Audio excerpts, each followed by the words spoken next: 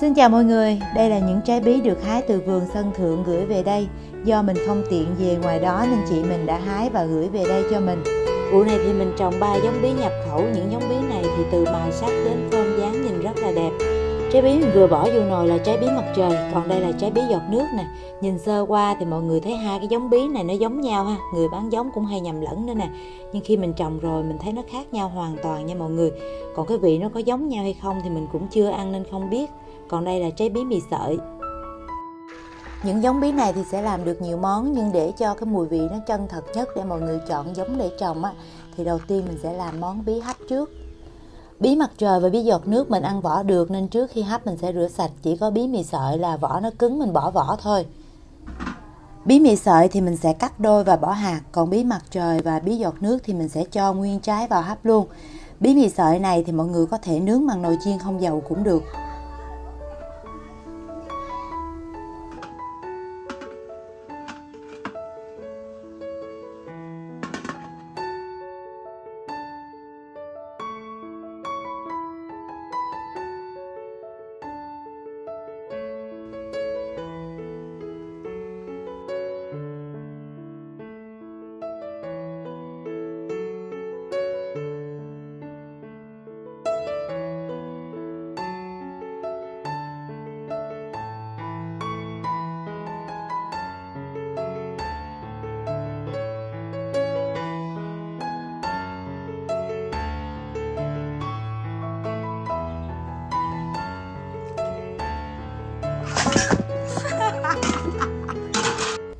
Làm như mình có thụ video nấu ăn hay sao mọi người ơi. Mỗi lần làm video nấu ăn thì không bị khét thì cũng đứt tay đứt chân, không thôi thì cũng đổ tháo tùm lum vậy đó.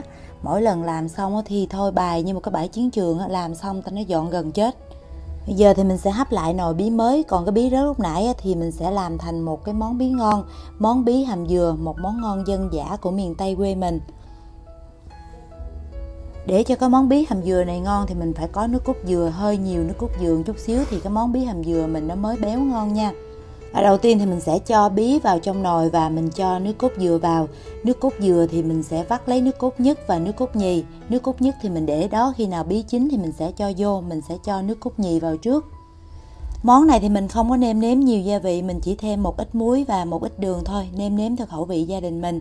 Mình là người miền Tây ăn ngọt nên mình cho hơi nhiều đường chút xíu. Bí này nó chín sẵn rồi nên mình không có nấu lâu bí nó bị nát. Nồi bí nó sôi lên được khoảng 1-2 phút rồi thì mình cho bí mì sợi vô luôn. Bí mì sợi thì cái sợi nó giòn sần sật như đu đủ vậy mọi người, cho nên mình sẽ cho vào sau nha. Mình nấu trước mình sợ nó bị mềm, nó hết giòn á. Một trái bí mì sợi mà mình lấy ra được nhiêu đây nè mọi người, nhiều quá hen. Bí mì sợi nó hơi nhiều nên mình cho vào nồi bí hầm dừa một nửa thôi, cho nhiều quá sợ cái nồi bí hầm dừa nó bị đặc. Mà thôi cho hết vô luôn đi, để đây miếng cũng không biết chiều làm món gì với trái bí này nữa.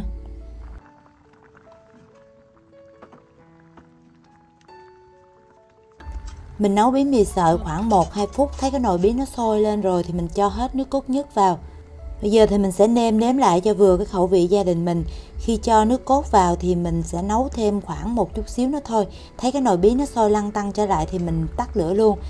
Những cái món ăn nào có nước cốt dừa, sau khi mình cho nước cốt nhất vô xong, mình thấy cái nồi bí hầm dừa nó sôi lăn tăn trở lại thì mình tắt lửa luôn. Một cái bí quyết của người miền Tây quê mình là nấu những cái món nào có nước cốt dừa là sau khi cho nước cốt dừa xong là mình sẽ tắt lửa luôn, không có nấu lâu. Nấu lâu thì hương vị của nước cốt dừa nó không còn béo và thơm ngon nữa. Bây giờ cái nồi bí nó cũng đã sôi lăn tăn trở lại nè, giờ mình tắt lửa luôn nha. Ai thích ăn hành lá thì cho một ít hành lá vào sẽ ngon hơn.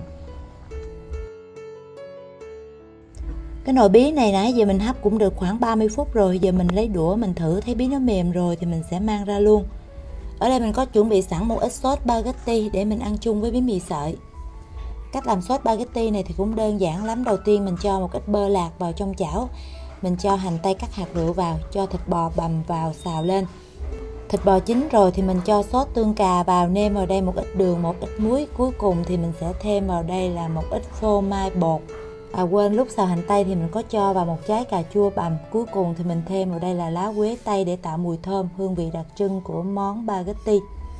Bí mì sợi sau khi hấp hoặc là nướng chín thì bên trong nó sẽ tách sợi ra như vậy. Khi trái bí mì sợi nó còn sống á, nhìn nó cũng có sợi nhưng nó sẽ không tách sợi ra được như vậy. Mình hấp chín hoặc là mình nướng thì nó sẽ tách sợi ra và cái sợi nó ra sát vỏ luôn đó mọi người.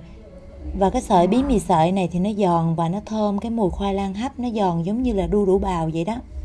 Bí mì sợi này thì có nhiều cách ăn, vì nó giòn giống như đu đủ vậy thì mọi người có thể trộn gỏi nè.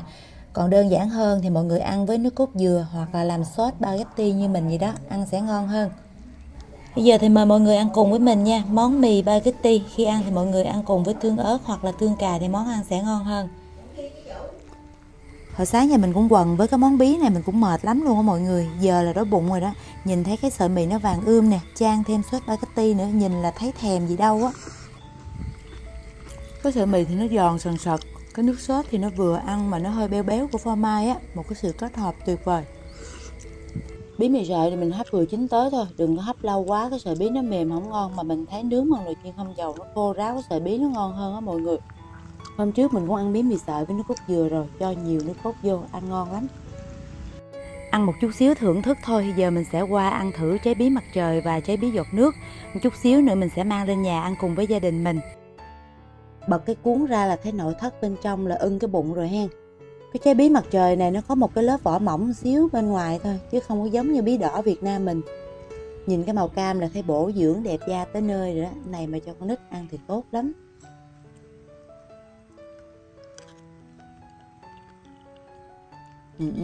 Nó dẻo gì đâu á, nó ngon lắm luôn mọi người ơi. Nó dẻo lắm, nó có vị ngọt nhẹ, thơm thơm mùi bí, thơm hơn bí Việt Nam mình chút.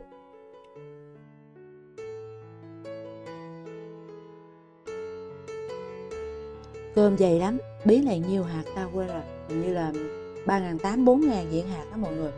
Quá chừng hạt luôn, cái giống bí nào mà cái giá hạt nó đắt quá đó. Mình trồng bí xong mình để cho trái bí nó già rồi mình giữ lại hạt mình trồng tiếp. Ngon nha, bí mì sợi cũng ngon, bí mặt trời cũng rất là ngon. Hai giống bí này rất đáng để trồng luôn á. Cũng hơi no no rồi đó, còn trái bí giọt nước này mình cũng sẽ ăn thử một miếng luôn, coi trái bí này nó có ngon không nha. Hai cái giống bí này nó không có vỏ mọi người ơi, nó mềm ẹo à, nhìn thấy ngon lắm. Trái bí này cầm có vẻ chắc tay hơn trái bí mặt trời một chút xíu, làm như bên trong nó đặc ruột đó mọi người. Lúc mình sắn cái muỗng vào trong trái bí, cảm giác nó dẻo hơn trái bí mặt trời một chút xíu. Chèn ơi, cái nội thất bên trong của nó nè, cái màu cam đậm nó đẹp gì đâu là đẹp.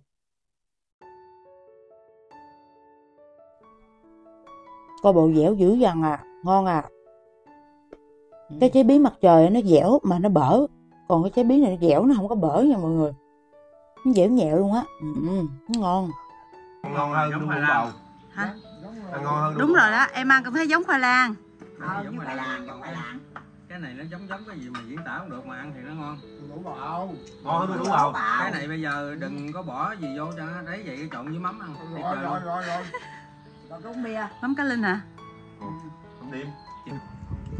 Ngon. Sao ngon vậy? Em. Đó. Em ơi. Ngon không hai? Ngon. Cái sợi bí nó giòn giòn. Nè nó trong sợi ra nè, cạo ra nè. Tự nó có sợi vậy. Cái sợi bí nó giòn giòn giống như là đu đủ bào vậy đó nha. Rồi lúc ăn là dám trẻ lên 5 tuổi đó mà ta. Không, bí nó. Ý là no rồi, bà làm nữa. Nó trẻ là cái 5 tuổi rồi. Bí thì mình đã trồng được nhiều loại rồi, hôm nay mình sẽ chọn ra những giống bí ngon nhất và dễ trồng nhất để mọi người tham khảo nha. Mình thì không bán hạt bí, không bán bí, cũng không quảng cáo cho ai luôn, cho nên những gì mình chia sẻ là thật nhất nha. Đây là dàn bí bơ nè, còn đây là bí hạt dẻ. Hai giống bí này thì mình đã trồng hồi vụ hè năm trước rồi. Hai giống bí này rất ngon, mỗi giống bí đều có vị ngon riêng, không thể nào nói được là giống bí nào ngon hơn giống bí nào. Còn vụ này thì mình trồng bí mặt trời, bí giọt nước và bí mì sợi, cả ba giống bí này cũng rất là ngon. Bí hạt dẻ và bí bơ thì mình trồng mùa hè được, còn riêng ba cái giống bí mì sợi, bí giọt nước và bí mặt trời này thì nó ưa lạnh. Người bán giống thì có người nói là bí mặt trời và bí giọt nước nó ưa lạnh, còn có người nói trồng được quanh năm, mình cũng không biết như thế nào, mình mới trồng mùa lạnh thôi, mình chưa trồng mùa nóng. Riêng cái bí mì sợi mình đã trồng thử mùa hè rồi, trồng không được nha mọi người, nó không đậu trái, nó có ra hoa nhưng không đậu trái được.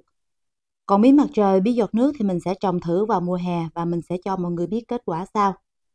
Sau khi mình đã trồng 5 giống bí này thì mình thấy cái nhược điểm duy nhất là những cái giống bí này nó hay bị bọ trĩ, phấn trắng và nhện đỏ. Nhện đỏ thì nó dễ trị nhưng bọ trĩ và phấn trắng rất là khó trị và lây lan rất là nhanh. Mình phải chủ động phòng bệnh ngay từ đầu, phòng từ lúc cây chưa bị bệnh, đừng có để cây nó bị rồi mình chữa rất là mất thời gian, tốn tiền, tốn công sức và độc hại nữa.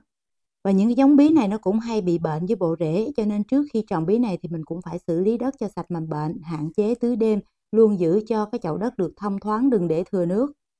Để không bỏ lỡ những video mới thì mọi người nhớ nhấn nút đăng ký kênh, nhấn rung chuông để khi mình ra video mới thì YouTube sẽ gửi thông báo đến cho mọi người.